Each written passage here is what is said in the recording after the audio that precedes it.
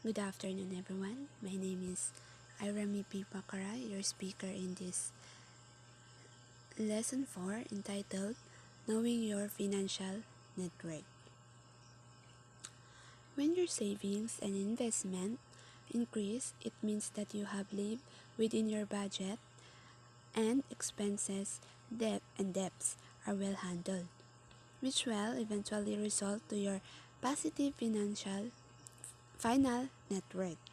So, when you handled very well your budget, expenses, and debt, then fin- your final net worth result will be positive.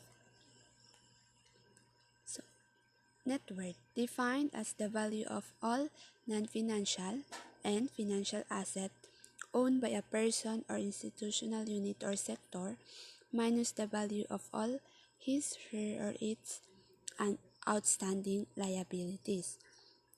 Net worth is the value of an individual's or entity assets minus its liabilities.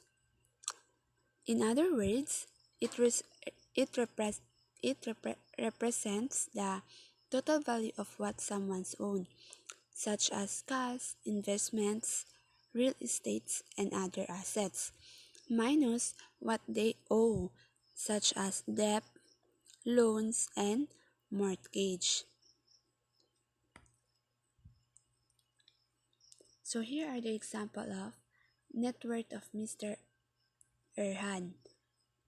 Net worth is the value of all the no financial assets owned by a person or an institutional unit or sector minus the value of all its outstanding liabilities. So here are the total assets of Mr. Erhan. Large and fixed assets. These are the properties that company owns and uses in its operation, such as lands, buildings, and equipment, and so on, so forth.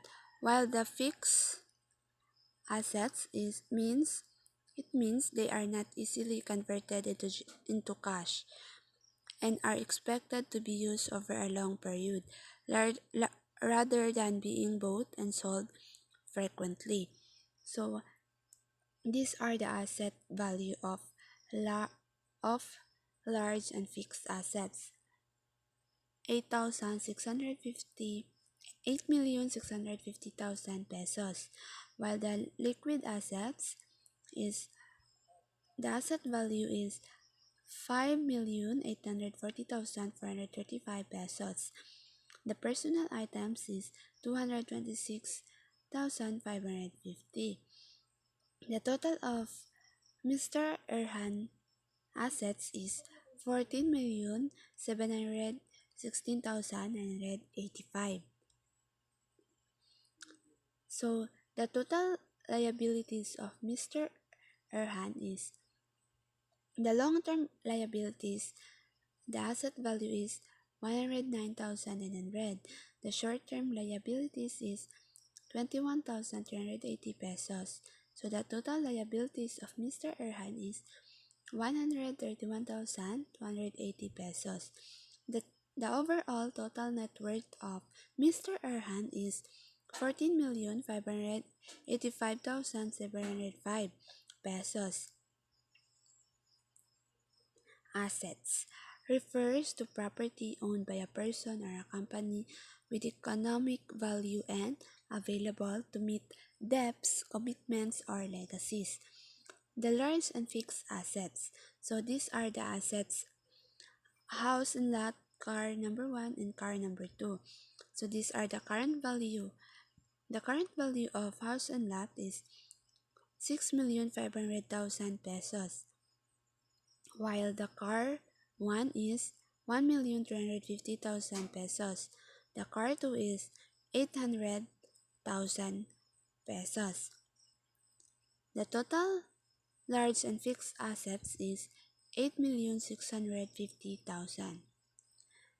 The liquid assets. These are the assets of liquid assets: checking account, savings account, 12 months time deposit, retirement account, investment portfolio. These are the current value of all the assets. Then the total liquid assets is 5,840,435 pesos. The personal items, which are the engagement ring, diamond earrings, antique armor, painting. Then these are the current value, or the total personal item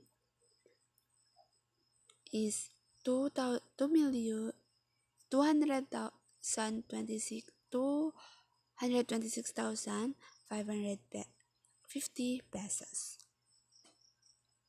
Liabilities are legally binding obligations that are payable to another person or entity. This can be a long-term liability such as housing loan, car loan, or business loan, or it can be a short-term such as credit card payables or personal loans.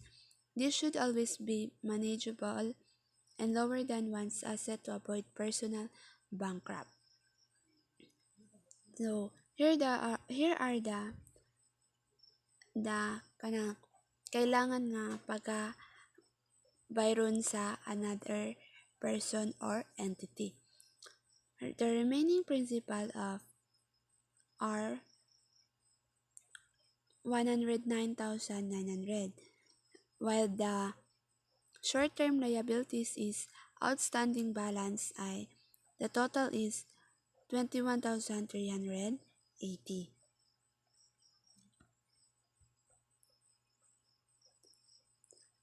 Once again, I am your speaker in this lesson 5. The title is Starting Your Own Business.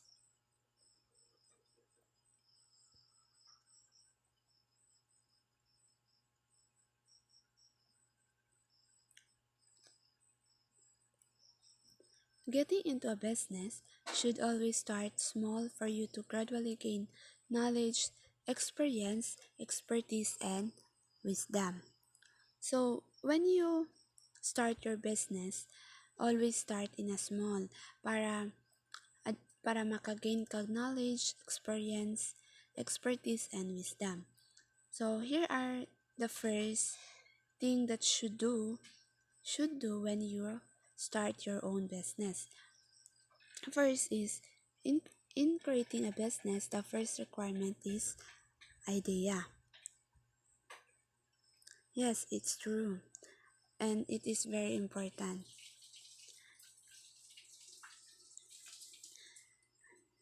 Then dapat ka nang maghuna-huna ka kung unsa ang imong kailangan buhaton sa imong business. Like, will you venture into trading or manufacturing, or what specific product or service you wish to trade, or will this make an impact to the lives of the people? Will be a demand when this is out in the market? Is this the kind of business that can sustain you? So dapat kani ang imuhang mga huna-hunaon. The second one is find your own initial capital.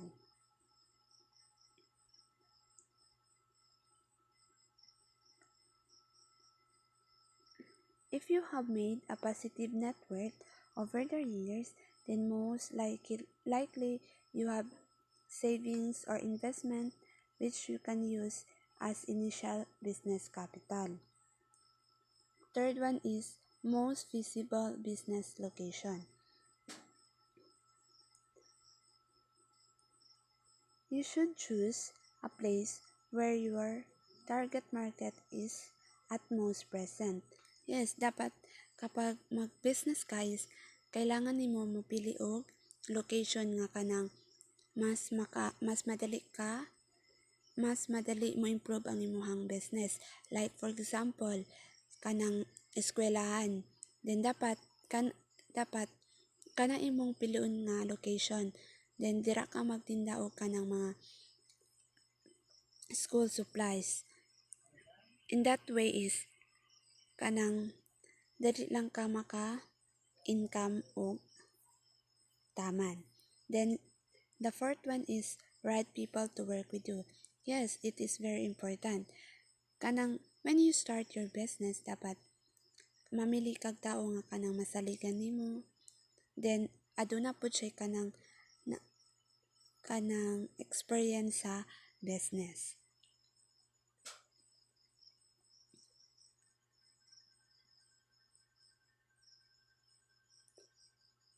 Having a market of your product or services of your business means your potential market share. Market share means that percentage of your buyers or customers who will regularly patronize your product or services. So, when you share your market, you need to make sure your market can sustain your business. So, you must design a very good marketing strategy to get a good market share and gradually increase it as you gain and expand. Then you may have a market in your business, no but you have to know how many are sharing in that market. This means your product or services should have a competitive advantage over others in terms of price or quality and customer services as your market share. So, if mag-market share ka, dapat kailangan kailangan makabalo ka kung pila mo kabuok na share ng market. Kay kay once daghan mo is daghan kag kanang compete na mga line tao. So, ang imong buhaton dira is you have to make a survey or study to find the answer. Then so, if you determine your competitive advantage in the market, once it is identified, then you can make a detailed business plan from setting up to running, then sustaining the business. But always remember that your business plan should promote healthy competition. You should compete only with your ability to do more in business and not in putting other business down. What is business plan? It is a blueprint of your business idea that covers the objectives, strategies, sales, market, and financial forecast. The first is objectives. These are refers to the goal, directions, missions, and visions of your business. Next one is strategies. Define your ways on how are you going to achieve your business objectives. And next is sales are the lifebloods of business as it is where your profit margin will come from. The fourth one is marketing. Is your tool to make more sales. Last one is financial forecast. Your business projections on capital requirement, operating expenses, sales, income, liabilities, and return of investment. So these are the 5 components of business plan. Lastly is when you do your business, it should be something you are so passionate about as you will sure find success. Yes, it is also very important. When you have your business, dapat magiging passionate ka. Like, magiging hard work ka sa imong business, commitment, strength, perseverance, never-ending search for best para sa imong business, marketing mga strategy nimo, then sustainability, profit, expansion, and more business. So, in that way is you will sure find success of your business. Thank you.